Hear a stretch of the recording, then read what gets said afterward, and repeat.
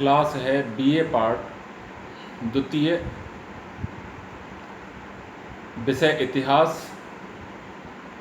इतिहास में प्रथम प्रश्न पत्र मध्यकालीन भारत का इतिहास 1200 से लेकर 1756 ईस्वी तक। आज का टॉपिक है दिल्ली सल्तनत के सुदृढ़ीकरण में बलबन का योगदान। दिल्ली सल्तनत के सुदृढ़ीकरण में बलबन का योगदान। इल्तुतमिश की मृत्यु के बाद 1236 में जब इल्तुतमिश की मृत्यु हो गई तो उसके बाद बलबन सिंहासन पर बैठने के बीच की अवधि में जो भी सुल्तान हुए उसमें रजिया को छोड़कर सभी पूर्णतः अयोग्य व निर्बल थे।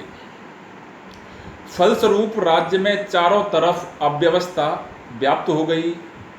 मेवात, कटेहर,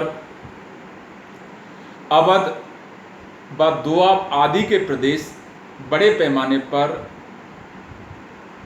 विद्रोह हो रहे थे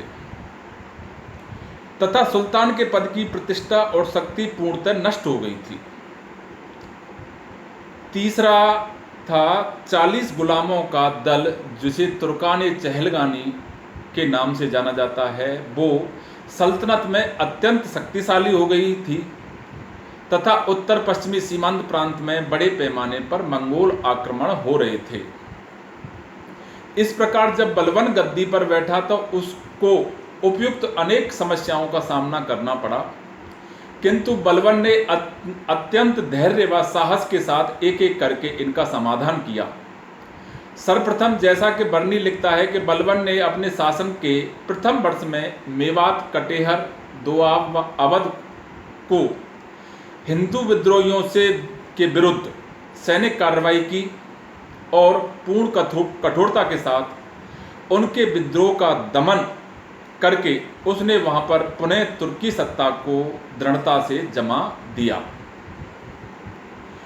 बलबन का दूसरा कार्य सुल्तान के पद की प्रतिष्ठा और शक्ति को पुनः प्राप्त करना था।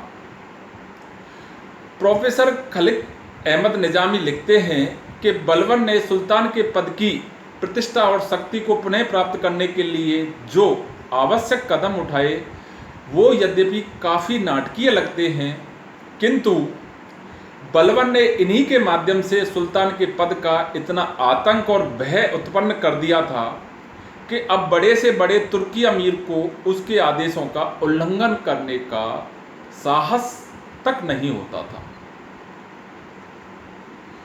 बलबन का तीसरा मुख्य कार्य 40 गुलामों का दल जो तुर्कान चहलगानी था की शक्ति का पूर्णतः दमन करना था। इसका उल्लेख करते हुए बर्नी लिखता है कि बलबन ने जहर और तलवार का प्रयोग करके तुर्कान चहलगानी का शक्ति का पूर्णतः दमन कर दिया था। उदाहरण के लिए बलबन ने शेर खां को, जो कि उत्तर पश्चिमी सीमांत प्रांत के प्रदेशों का गवर्नर था, जहर देकर मरवा दिया था तथा मलिक बकबक व हैबत खां जैसे तुर्की अमीरों को साधारण अपराधों के लिए भी कठोर दंड देकर उनकी शक्ति को नष्ट कर दिया था। बलबन का चौथा प्रमुख कार्य दीवाने बरीद के नाम से एक गुप्तचर विभाग का गठन करना था और बलबन को बाद में प्रशासन चलाने में इस गुप्तचर विभाग का बहुत ही सक्रिय सहयोग मिला। बलबन का पांचवा और सबसे प्रमुख कार्य मंगोल आक्रमणों से सल्तनत के उत्तर पश्चिमी सीमांत प्रांत की सीमाओं को रक्षा की।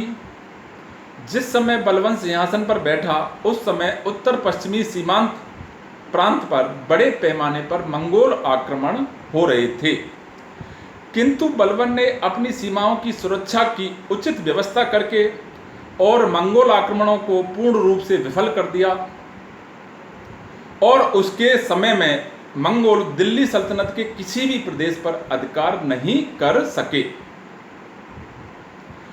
इस प्रकार बलबन शासनकाल के दौरान हिंदू विद्रोहों का पूर्ण दमन करके 40 गुलामों की शक्ति को पूर्णतः नष्ट करके सुल्तान के पद की प्रतिष्ठा एवं शक्ति को पुनः स्थापित करके और मंगोल आक्रमणों से अपनी सीमाओं की सुरक्षा की उचित व्यवस्था करके दिल्ली सल्तनत को पूर्णतः सुदृढ़ और व्यवस्थित कर दिया था, जिसका खलजी सुल्तानों के समय में और अधिक विस्तार किया गया और इस प्रकार उसने खिलजी सुल्तानों के लिए भविष्य में राज्य विस्तार का मार्ग प्रशस्त कर दिया था।